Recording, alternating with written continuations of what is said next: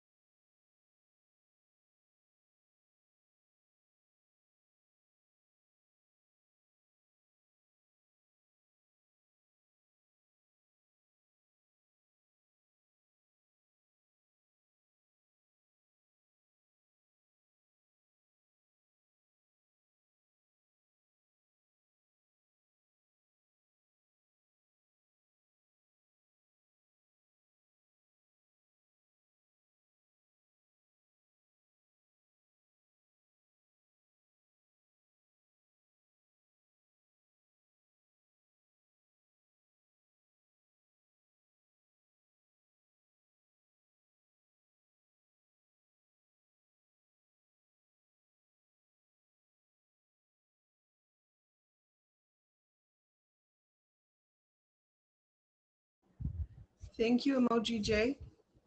Welcome, everybody, to Person, Place, and Thing, where we talk about a person, a place, and a thing for this week in history.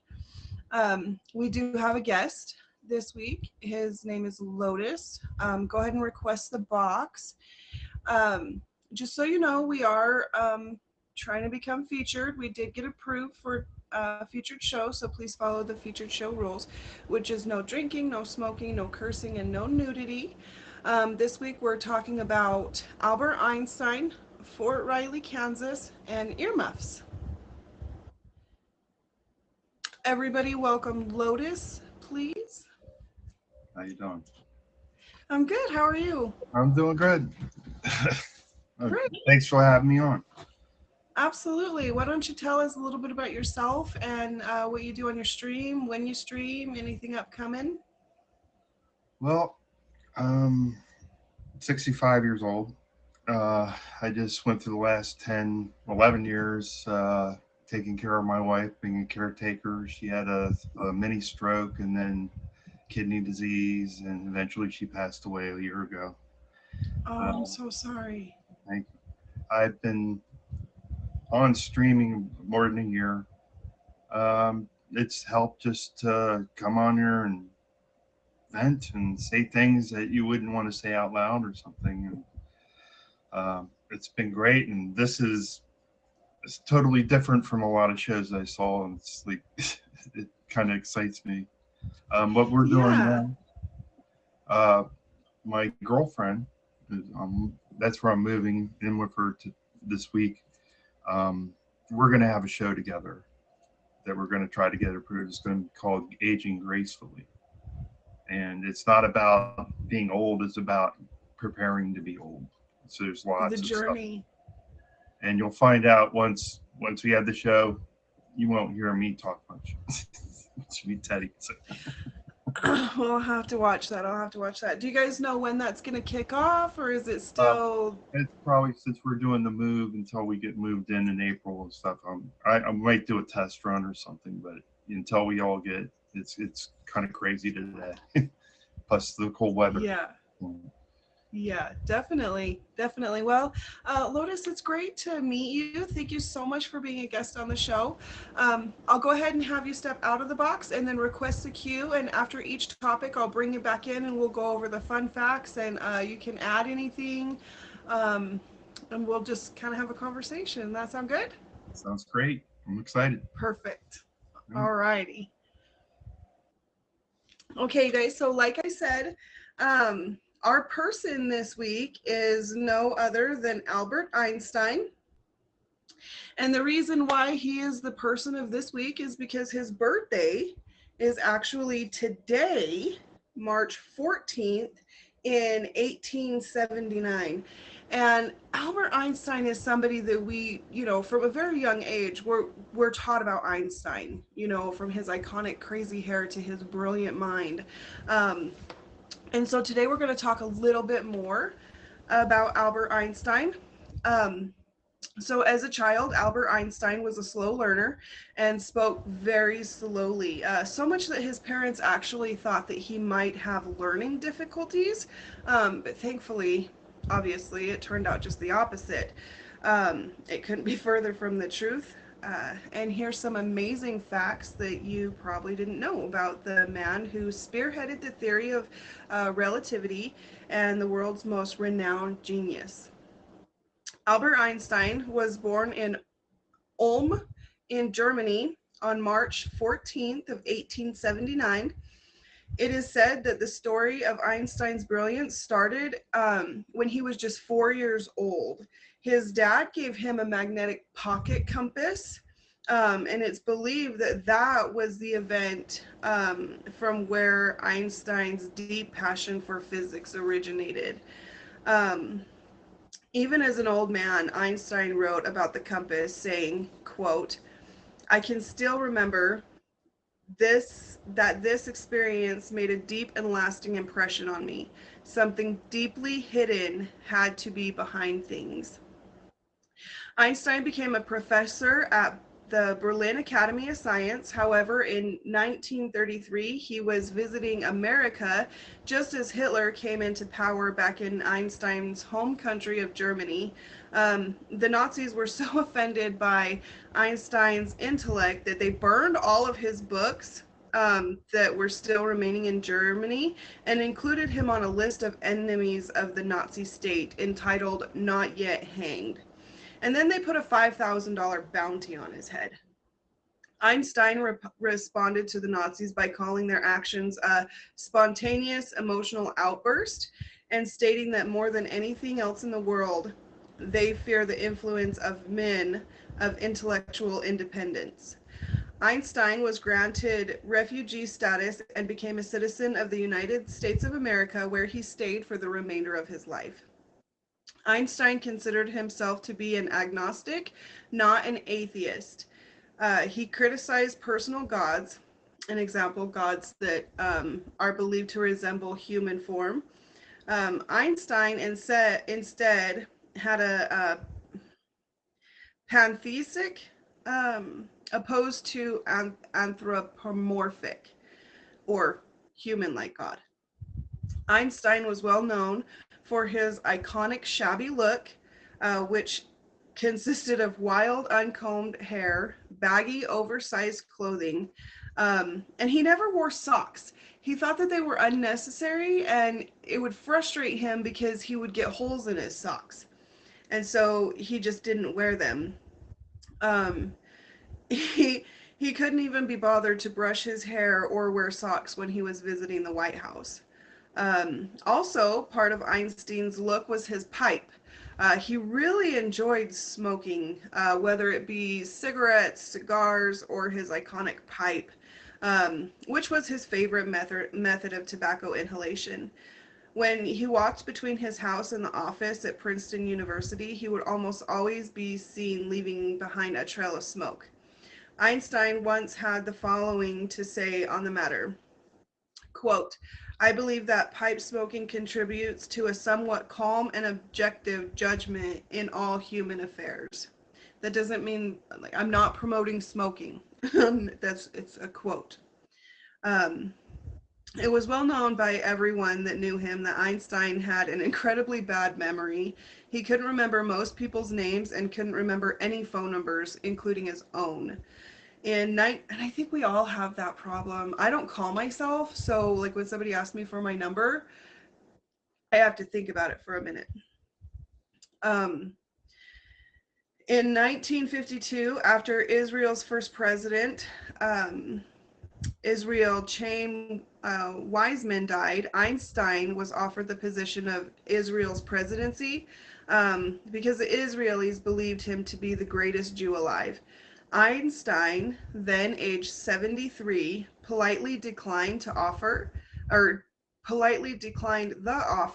and said he lacked the natural aptitude and the experience to deal properly with people. Einstein used to charge people for his autograph, then donate all the money to charity. Einstein was a prolific adulterer. During his first marriage to Mileva Merrick, Albert had at least 6 affairs with other women.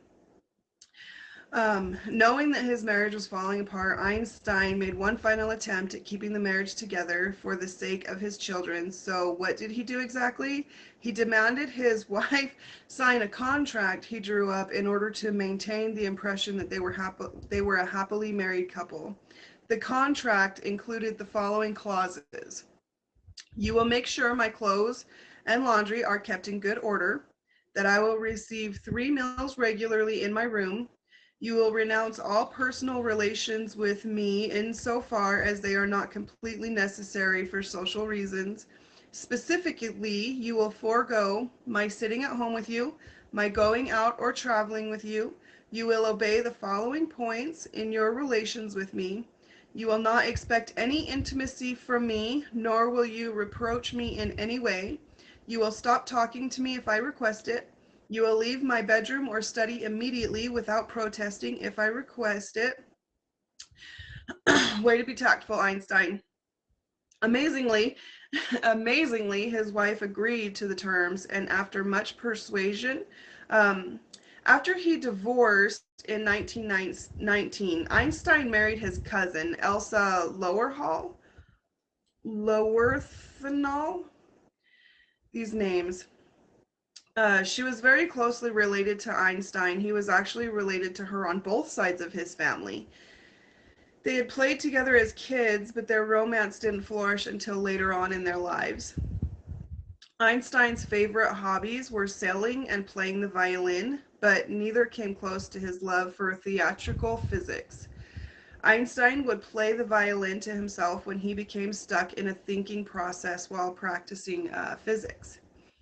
The prestigious Nobel Prize was awarded to Albert Einstein in 1921, but not for his work on the theory of relativity. He actually got it for his work on helping to discover the photoelectric effect, which is now a well-known phenomenon that metals emit electrons when light is shined upon them.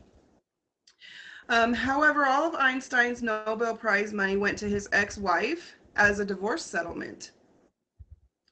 About a week after Einstein died in 1955 at Princeton, before being cremated, an autopsy was performed on his body by Thomas Harvey, a pathologist at Princeton University. He removed Einstein's brain for study, which he intended to keep permanently as a keepsake and a personal research project. Harvey was eventually fired from Princeton after refusing to hand over Einstein's brain. After finding it wasn't any different to a normal brain, Harvey dissected it in over 200 pieces, some of which he sent off to other researchers for examination. It was eventually discovered that Einstein's his parietal lobe, and that's the parts of the brain that's responsible for math, visual, and spatial cognition, were 15% larger than the average person's. Einstein's brain was eventually transferred and put on display at the Mutter Museum in Philadelphia. His eyes, however, were also removed and handed to Henry Adams, Einstein's eye doctor. To this day, they remain in a safe deposit box in New York City. Einstein's last words are not known because he said them in German, and the only person that heard him was a night nurse who only spoke English. So we still don't know what Einstein's last words were. But all of the facts pale into comparison to the most amazing fact about Einstein. In 1905, while working in Bern, Switzerland, Einstein published a paper on his special theory of relativity, which challenged the world's ideas of how space and time behaves in the universe and set the tone for theatrical physics for the next century and counting.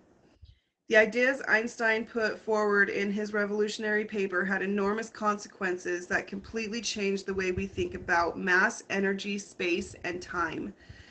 Oh, and by the way, Einstein published over 300 scientific papers over his lifetime. His paper on the special theory of relativity also included what became the most famous Einstein in the world, E equals mc squared, or math equation in the world, E equals mc squared, otherwise known as mass energy equivalence. On a very basic level, it is the concept that mass of any object is a measure of how much energy is contained within it. There were actually numerous scientists who all claimed to have discovered the equation around the same time, but it was eventually decided that Albert Einstein should be given the credit for it as he put the most effort into the discovery. E equals mc squared gave rise to the atomic bomb and nuclear arms race. Knowing that he was mostly responsible for causing the atomic bomb's eventual discovery, Einstein slipped into a period of Great Depression. He believed himself to be a pacifist. In 1915, Einstein completed his general theory of relativity, which implied the existence of black holes and gravitational waves and many other things up until which point had been nothing more than a hypothesis. Together with his special theory of relativity, Einstein's general theory of relativity formed and the theory of relativity, the cornerstone of modern physics and arguably the most important discovery in physics of the past century.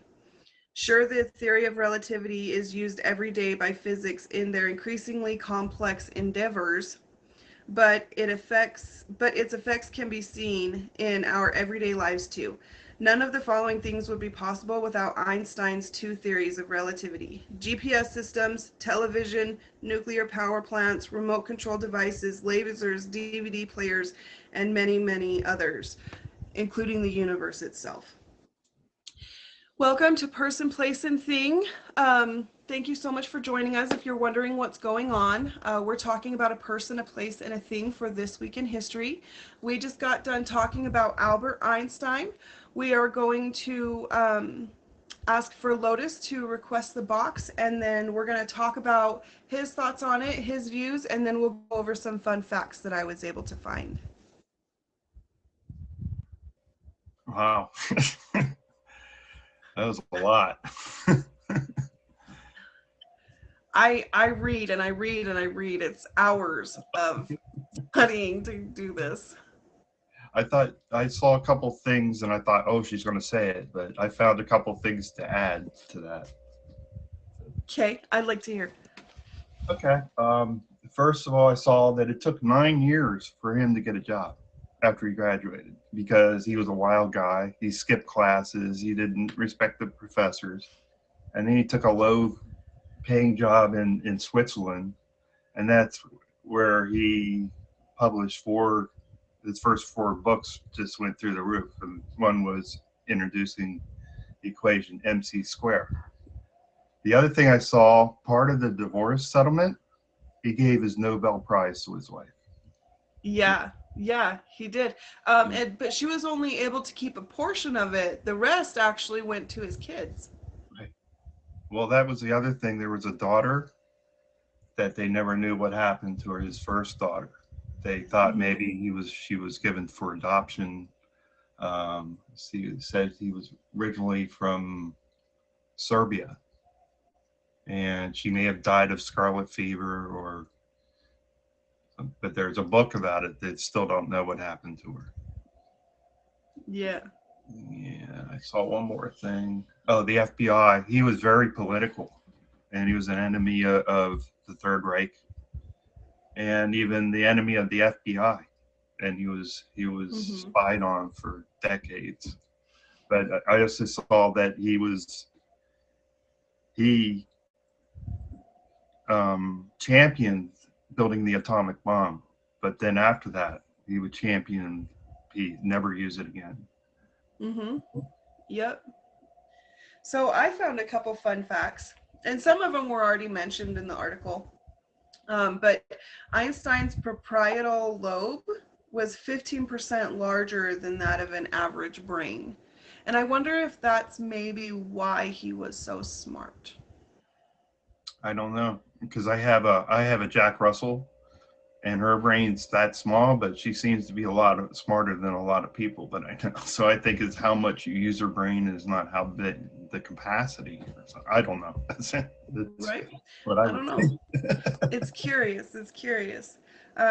Einstein became one of the most famous faces on the planet when his prediction that gravity bends light was confirmed during an eclipse in 1919. So the illegitimate daughter of Einstein, he had with Mileva, that's the student. It was a fellow student when he was in college, and she later became his wife. Their child is believed to have died in 1903 because of an infection just 1 year after her birth. And in 1955, after the death of the famous scientist, his body was cremated and the ashes scattered. However, the only part of his body that was retained by pathologist Thomas Harvey at Princeton Hospital while conducting his autopsy was his brain. Thomas Harvey was later fired from the hospital for not returning Einstein's brain, which he removed during the autopsy. So from what I read, Einstein wanted his whole body together. He didn't want any of it removed, and neither did his family. So this dude removed his brain and kept it without anybody's permission. Which in today's society, that's a big deal. Like that would be a big deal, especially knowing the significance that Einstein has played in the world that we live in. Einstein was also thought to be suffering from Asperger's syndrome, which is autism. Children suffering from the syndrome are emotionally detached from their peers and have little to no empathy from others or for others. So they see a lot of these characteristics in Einstein, and so that's what makes them think that he might have been on the autism spectrum. I think that's so interesting. I was thinking more the ADHD on that. Yeah. Well, the ADHD is actually part of the spectrum too. Right. My son he's got high functioning autism. And I see a lot of that in him too.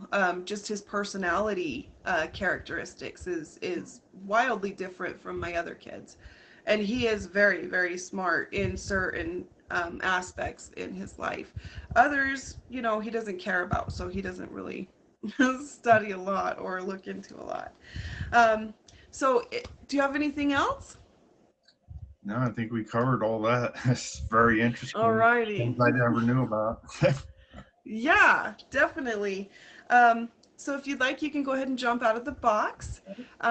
Welcome to Person, Place, and Thing, everybody, where we talk about a person, a place, and a thing for this week in history.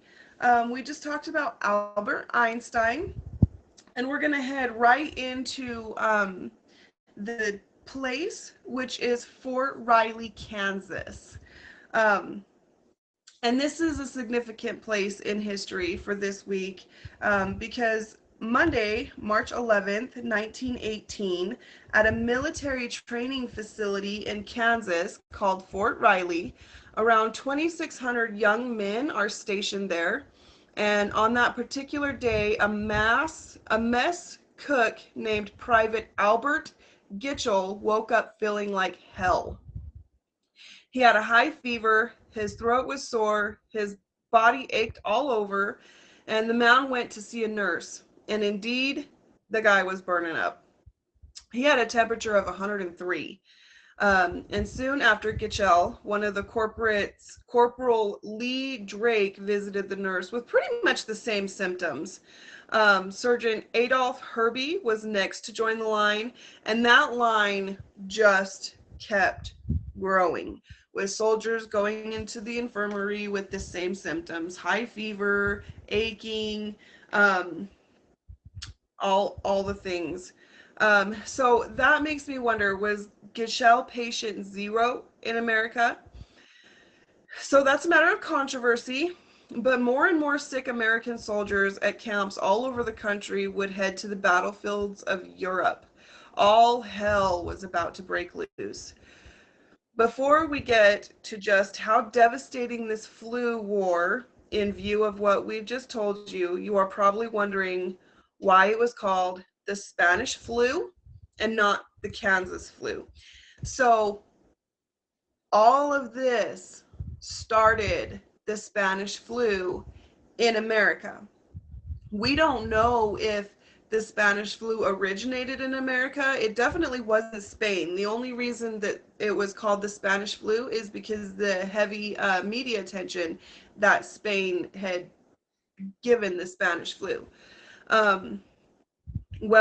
As to where the flu originated has been studied by many researchers for many years. In 1916 to 1917 in France, hundreds of thousands of soldiers passed through a certain hospital camp in France. Their military pathologist reported a flu-like disease that had a high mortality rate. One theory, on a serious one at that, is that the disease spread from the poultry at the camp onto the pigs and then to the humans. Other researchers have postulated that it started in Austria or China or some parts of East Asia or indeed the USA. It might have been imported to Europe or originated in Europe, and that discussion is still ongoing. The reason we call it the Spanish flu is merely because of Spain's media wasn't heavily censored during wartime, and so that country's newspapers made it look like Spain, who was neutral in the war, was the worst hit country of all, which wasn't true. The name seemed to have stuck, though. It should have been called not the Spanish flu. This deadly flu traveled fast, and it's estimated that around 27% of the world's population of 1.8 to 1.9 billion people got infected. It's hard to get exact numbers and estimates vary widely, but it's thought the death toll of the flu was at least 50 million and maybe as many as 100 million. That's more people that died in World War I. So more people died of the Spanish flu than died in World War I in battle. Around 500,000 people from the United States died from the flu, and what's surprising is that young adults from their 20s to their 40s were the worst hit. Think about the coronavirus. Our more vulnerable groups are elderly, our people with immune or compromised immune system, and small children and pregnant people. The Spanish flu was hitting the healthy people. To put that into perspective for you, in 1970, the life expectancy in the US was 51, and in 1918, it dropped to 39. That to me is mind-blowing. The theory why the virus seemed to kill more people who you could say should have had the strongest immune systems, those in their prime of their life, is that a similar flu pandemic had happened some decades earlier, but that flu wasn't quite as lethal. And the survivors of that flu may have developed an immunity. And so when Spanish flu came around, their immune system was able to deal with it better. As for it not getting the very young people, the theory is that the flu had less effect on them. There's another reason the healthiest people died, and we'll get around to that soon. The Spanish flu was virtually in every part of the world. In India, an estimated 17 million people died, around 5% of the country's population. In the Dutch East Indies, around 1.5 million people died. 390,000 Japanese people succumbed to the deadly disease. In Britain, 250,000 flu deaths were reported, and in France, 400,000 people died. In Iran, the number of people that died was between 902,000 and 2,431,000. Some smaller rural communities were hit worst in terms of death ratios, and that's because they tended to live in closer confinements. For example, in German Samoa, 90% of the population came down with the Spanish flu. 30% of adult men died, as did 22% of adult women, as well as 10% of children. Few places in the world were not hit by the flu, and that's because they were so remote. For example, islands in Fiji in the South Pacific called the Liu and Yasawa Islands had no cases, as did Marajo Islands on Brazil's Amazon Delta. Some parts of Alaska were also spared the horrors of the pandemic. We're not going to spend a whole bunch of time on total death tolls from around the world because you guys kind of understand that the Spanish flu was deadly. It was a big deal. It killed a lot of people. And it was one of the most terrifying things that has happened in the 20th century. Let's talk about how it spread so fast and why it couldn't be contained. Well, for one thing, infected soldiers living in close quarters in often terrible conditions didn't help. Neither did the fact that those soldiers were traveling far and wide.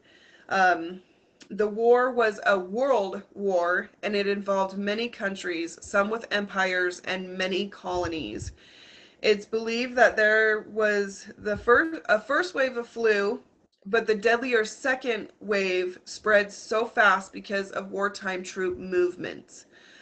So it was essentially just one huge, perfect storm. And this is how one historian put it: the entire military industrial complex of moving lots of men and materials in crowded conditions was certainly a huge contributing factor in the ways the pandemic spread. The first wave was not so bad, more like a seasonal flu one might get these days. But the second wave was fearsome, especially when reports came in that young, healthy people had come down with the fever and they were dead within 24 hours. How could that happen? Well, in some cases, the patient would first have a very high fever. Next would come nasal hemorrhaging and pneumonia. Their lungs would fill with fluid and they would drown in that fluid. Doctors at the time were not aware that this was happening, and some British doctors said that the state of deceased lungs were so bad that chemical warfare had to be blamed. We now know that there is a condition known as cytokine explosion, and that's basically an immune response to the body to help a person when he or she has been attacked by a virus. But there can be an overreaction, and when the body sends too many of the messenger proteins called cytokines, this can create an explosion. The downside to this is inflammation and that the fluid buildup in the lungs we just mentioned. So because they're getting all of that extra fluid, because their immune system is in overdrive, their lungs are filling up with fluid.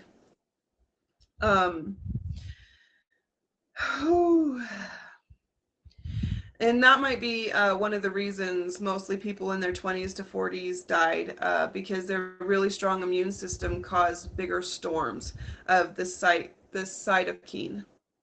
Their bodies overreacted. Now let's hear from a surgeon general who witnessed the sight of hundreds of young soldiers entering a hospital, all suffering from the Spanish flu. This is how he described the scene. Quote, "They are placed on cots until every bed is full, yet others crowd in. Their faces soon wear a bluish cast. A distressing cough comes up, the blood-stained sputum. In the morning, the dead bodies are stacked about the morgue like cordwood."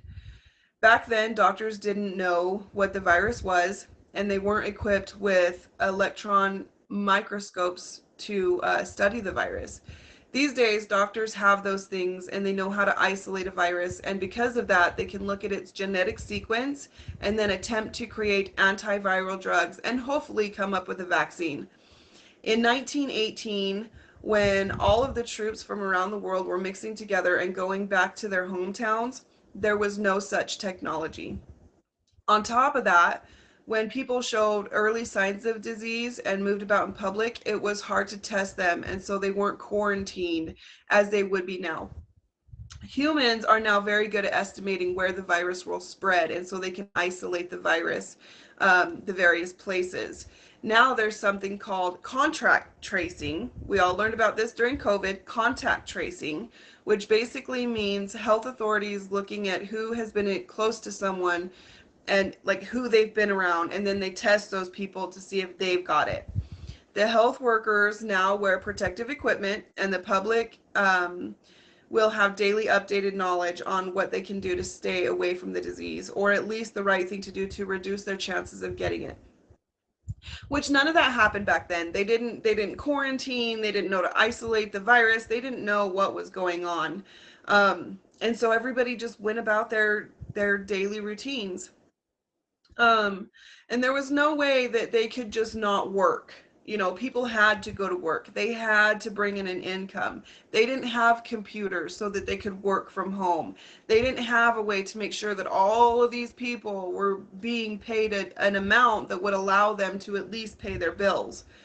And as said before, Spain did most of the reporting, which it wasn't huge in Spain. It was big, but it wasn't as big as it was everywhere else. And so a lot of the information we didn't get. And that's unfortunate because we were hit pretty hard. This freaking hair is like doing its own thing. So Europeans and most of the rest of the world knew all about the pandemic, and that had infected people infected people should be kept away from healthy people. So they learned about quarantining, about isolating, about not being around sick people, and if you're sick, not going around healthy people.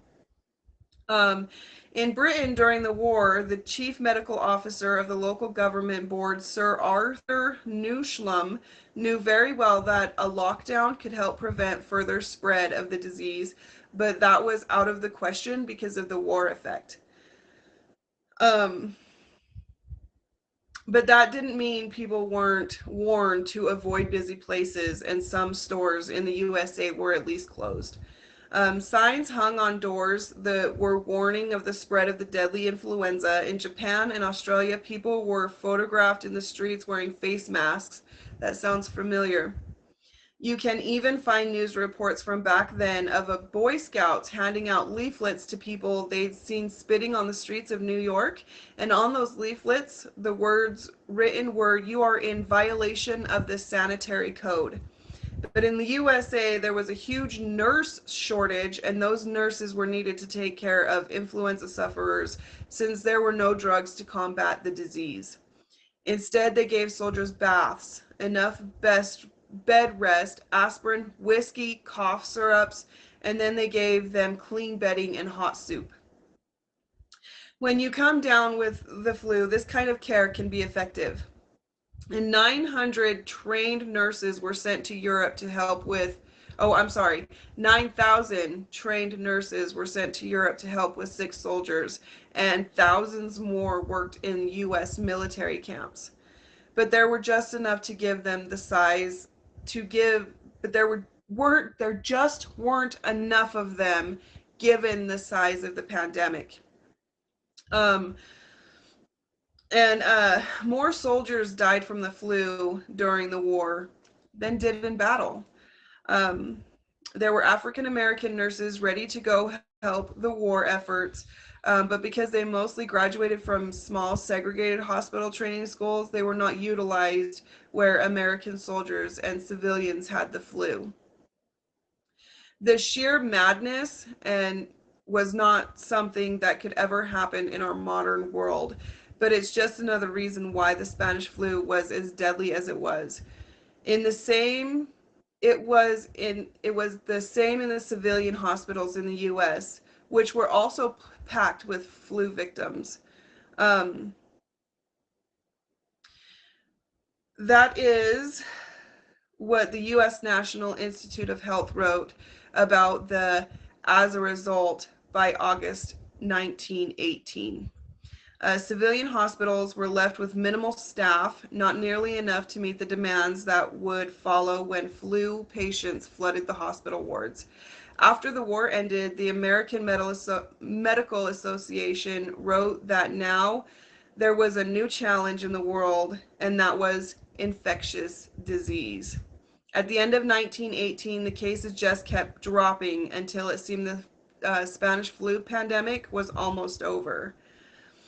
One theory is that medical professionals became better at dealing with it, but it's more likely that the strain of the disease just mutated into something much less lethal.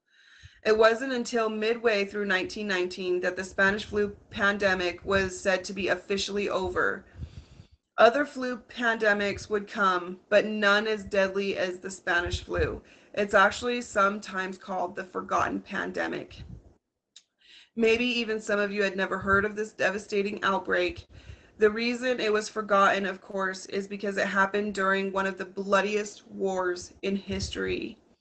We don't want to worry you, and there is no doubt that medical science and global collaboration efforts would ensure nothing so deadly in the world of flu viruses could happen again.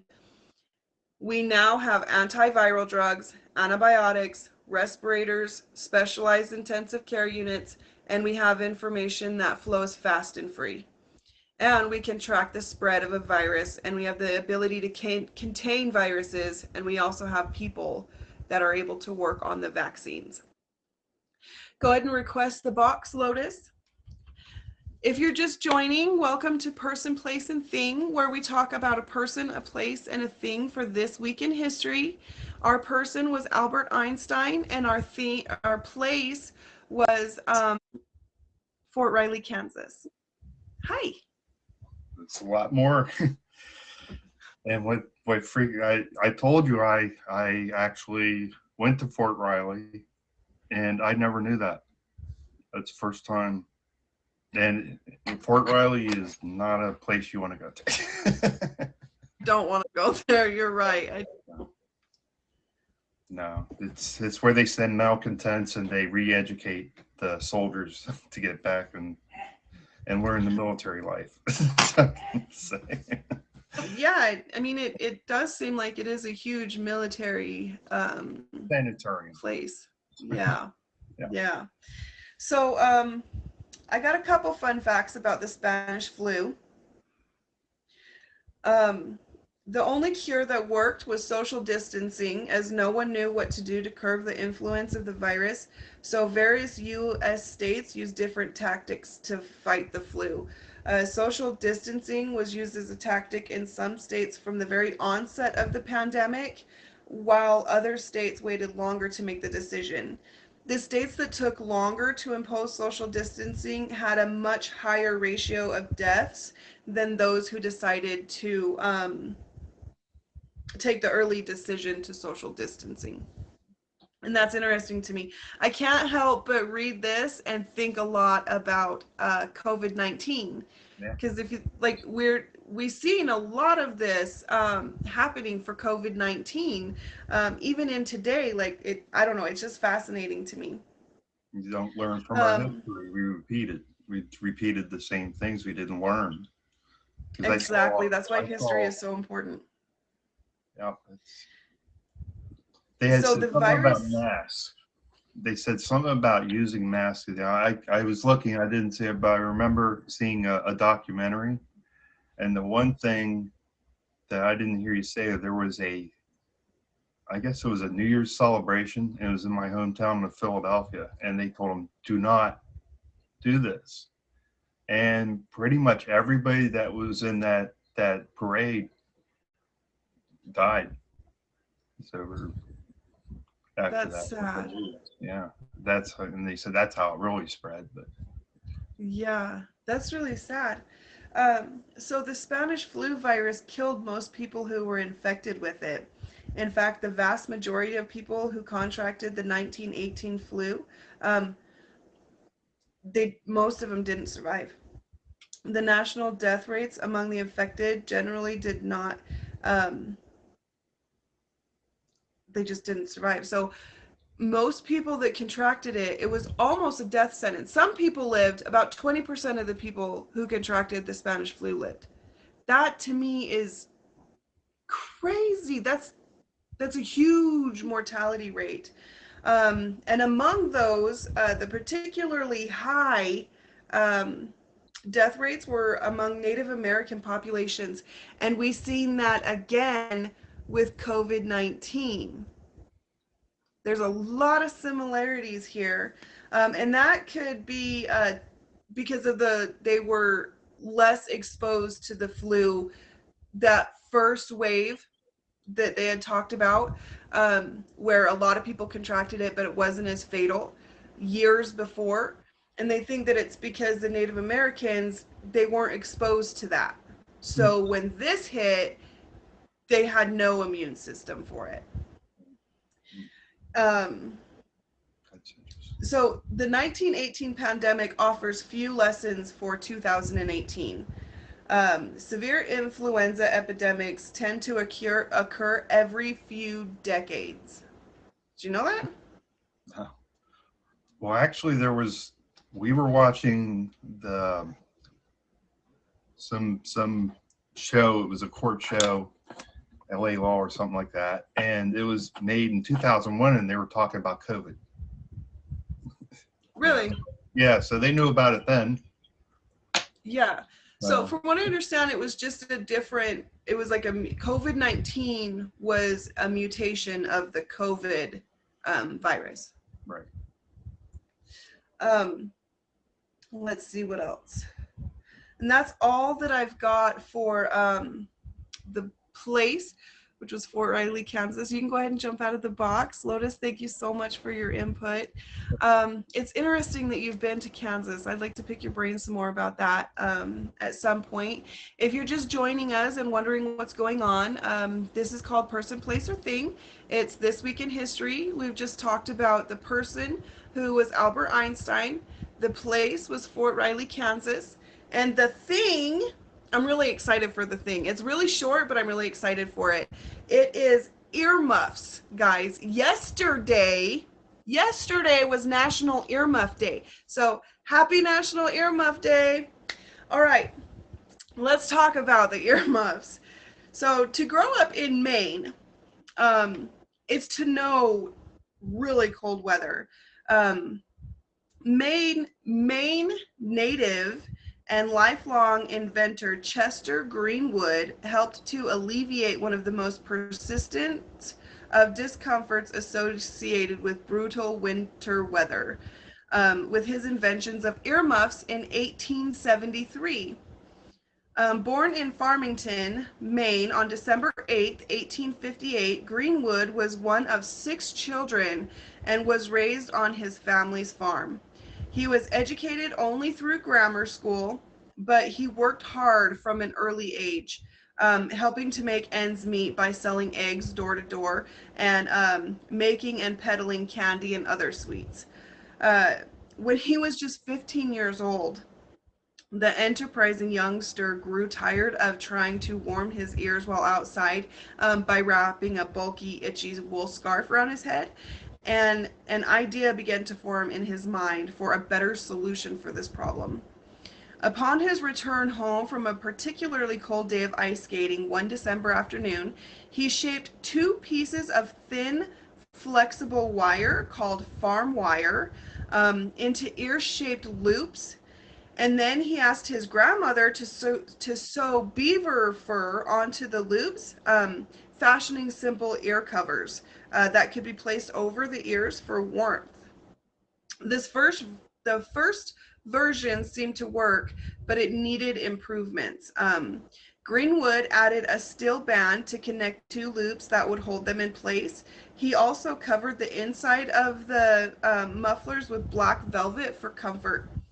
For this design, he was awarded a U.S. patent number 188,292 on March 13th, 1877. He was just 18 years old. Before Greenwood's patent was granted, he had already begun testing various versions of the earmuffs around town. It wasn't long before local men, women, and children began latching onto the idea and trying to make their own pairs of earmuffs at home. Greenwood's idea had quickly become popular enough that he knew it was something worth a manufacturing business.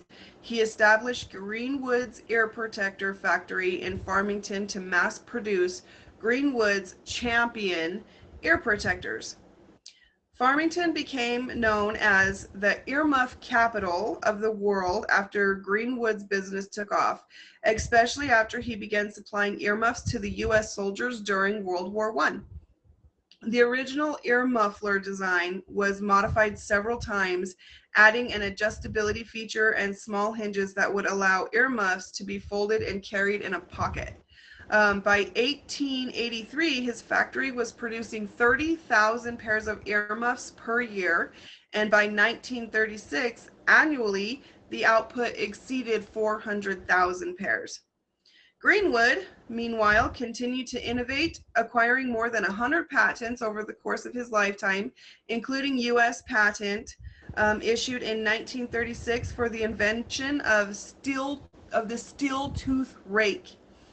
He is also credited with the invention of the wide bottom kettle, a folding bed, a decoy mouse trap, a donut hook, and a shock absorber design that led to components in airplane landing gears that are still used to this day. He also owned a bicycle business and helped to launch the first telephone system in Farmington. In 1937, Greenwood passed away at the age of 79, and the Smithsonian Institution later called him one of the most outstanding American inventors of the 20th century. In 1977, the government of Maine declared December 21st Chester Greenwood Day, and a parade is held there every year in honor of his achievements. And that is the invention of the earmuffs. Go ahead and request the box. I know that that was quick. I had to make it kind of quick because the other two were so long. And it was really hard to find fun facts about the earmuffs. Yeah. Well, I was thinking I really owe it to him because I actually packed parachutes when I was in the Air Force, and those jets are so loud. I drove a truck in gas and oil. We wore those. Yeah. And it keeps you warm. In your ears, you wore a hat. It says hat versus earmuffs. Well, your hat didn't cover your ears. Right. And you think about it too, like off of that invention, we now have earmuffs that are audio muffling for when you're shooting a gun or doing other really, really loud things. So it kicked that off too. And I VR. a lot of the little things are did kind of get overlooked. Head earbuds. Yeah. Same concept. It started with headphones. So like I said, I couldn't really find a bunch of earmuff fun facts, but I did find a vast amount of fun facts for your ears. which I'm really excited about. So did you know that ears are actually self-cleaning? That means you don't have to clean them yourselves. Tell that to the Q-tip industry. But an excessive buildup of earwax could become an issue, and if that happens, see a professional. Did you know that you swallow a cup of earwax a day? Oh God. That's gonna be it drains. Thanks. It drains down your throat. That's what that taste is. Oh. Yep. And your ears won't. A couple of earwax a day keeps the doctor away, right? And your ears don't stop growing. Oh God. Did you notice that? Yeah. How the older generations seem to have bigger ears, and that's because your outer ear, it doesn't stop. It just keeps growing. There are universally unpleasant sounds. So many studies have looked into what sounds humans enjoy versus what they despise. Amazingly, even though these studies were done at different times in different places, the results were fairly similar. The most annoying sound is a knife scraping against a bottle. Other top finishers were a fork scratching against a plate and chalk on a chalkboard. One of the most pleasant sounds is bubbling water. And sound is fast. Sound waves are super fast. Your ear has to process these waves while they're coming in at a rate of 760 miles per hour. That's 1,130 feet per second. And we see faster than we hear. Light travels at around 186,000 miles per hour, while sound only goes 760.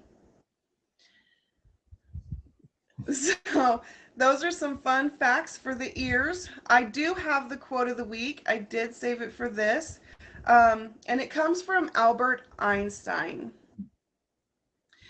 And it's, our task must be to free ourselves by widening our circle of compassion to embrace all living creatures and the whole of nature and its beauty. Amen. I agree. And some honorable mentions for this week. So every week there's a ton of topics. Like it's person, place, or thing leaves a lot of room. So I do honorable mentions, which is something for each day of the week that I didn't talk about, and I just kind of mention it. So for March 8th, the first stock car race is held in Daytona Beach, Florida. I thought that Mooncake would like that one. It's March 8th of 1936. Tuesday, March 9th of 1891. The Great Blizzard of 1891 begins in England and lasts until March 13. It killed 200 people and 6,000 animals. March 10th, 1862, the first issue of U.S. government paper money occurred as 5, 10s, and 20s began to circulate. Oh, sorry, my alarm. The March 11th of 1967, Pink Floyd released its first single, Arnold Lane. March 12th of 1888, the Great Blizzard of 88 struck the northeastern U.S.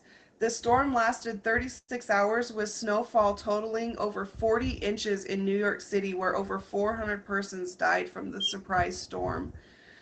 Saturday, March 13th, 1980, American John Wayne Gacy receives a death sentence in Illinois for murdering 12 people.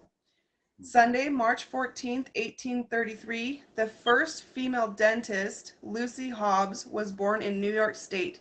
She received her degree in 1866 from the Ohio College of Dental Surgery and was a women's rights activist. And that's going to sum up person, place, and thing for the week. Lotus, thank you so much for joining us. Everybody, please hit Lotus with a favorite. He's got a lot of knowledge up there. I try. That's what happens when you travel. You become cultured. Yeah. Thanks. It's very interesting to. That's when you get older, you don't stop learning, and the more I miss you too, Puppet. Um,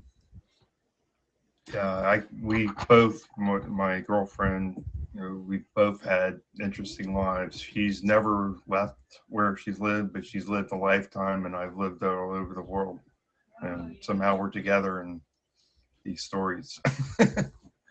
That's amazing. I'm excited to come and visit your guys' stream. I'll tell And you about Fort Riley too, but it's yes, I would love to hear it. I not a definitely story I would. like to talk Um, about. yeah, definitely. Can I tell you a little bit about my stream and what we do on here when I'm Sure. not doing my show? Yeah. So, me and my stream, the people in my stream, we started a nonprofit organization. It's legally recognized. It's called #SOS, which stands for Success Over Suicide and Substance Abuse. I make these boxes. I make them, and then I fill them with items that help with coping and distraction. And then I donate these boxes to different groups and organizations that have high suicide and addiction rates. So like our vets, our police force, our kids in state's care, our domestic violence shelters, homeless shelters, rehab shelters. We donate these boxes to all sorts of different places. And that's mostly what my stream is centered around. Is the development and the making and the filling, and I even post videos of me delivering all these boxes too. And so that's what we do on here. Yeah, and I did read that, and it's ironic. My son took his life when he was 13, and it's I'm so always been. sorry. But my cause is the 22 a day for the veterans. There's 22 a day that veterans that commit suicide, and they don't get the care. So I usually wear a shirt that says like "Stay, you're important." And but it's so cold I had to wear a warm shirt today. But that's what I'm I about love too. So that. we'll have to get together and do some shows or whatever to put out the word. Definitely. I'm a champion on that. Absolutely. Definitely. I'm so sorry for your loss. Jeepin has felt that pain too. So maybe you two could favorite each That's other why and you can help him through the hard time he's going through. I was his father for 13 years, and that's how I deal with it. I was blessed for his 13 years. He was my son. What a great way to think about it. Yeah, it's the only way for me. But I have to go help my girlfriend. She's panicking back there. All We're right, in the middle of a Lotus. move. But Thank this you is for awesome. coming, my friend. And I'll be visiting you later. And All everybody. righty, please do. It was so good to meet you, Lotus. Thank you. Love everybody. Bye. Bye. And thank you guys all for coming to Person, Place, or Thing. Every Tuesday, 11 a.m. Eastern Standard Time, I'll be here with This Week in History. If you want to be a guest, please contact Emoji J. He's the one that goes through and gets all of my guests.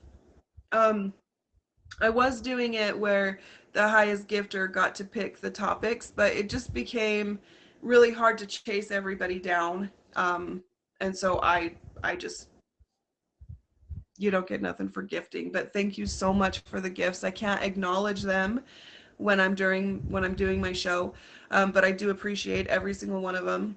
They're all definitely appreciated. And yeah, I think that officially ends the show. Oh, Jeepin. I'm so sorry, my love. I knew that. It's good to see you too, doll. How are you? Thank you, Chef Bob. I almost want to go to sleep. I slept like 3 hours yesterday. But I also need to go get I need to go get a rock star. I didn't have one today, so that could be why I'm so I got too much to do. I'm just gonna go get a rock star and power through.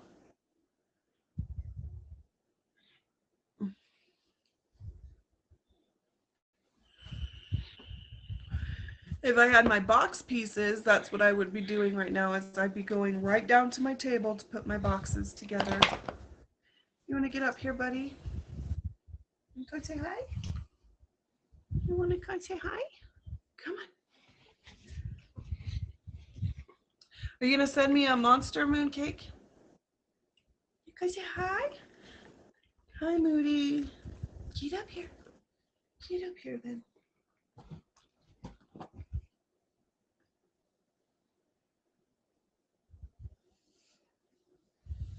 He's so cute.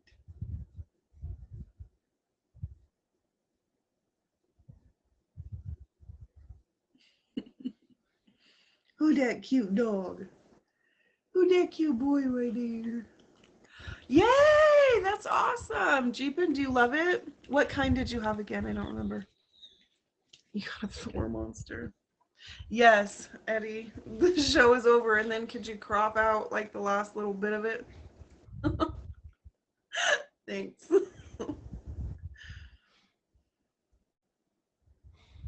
Oh, Jay.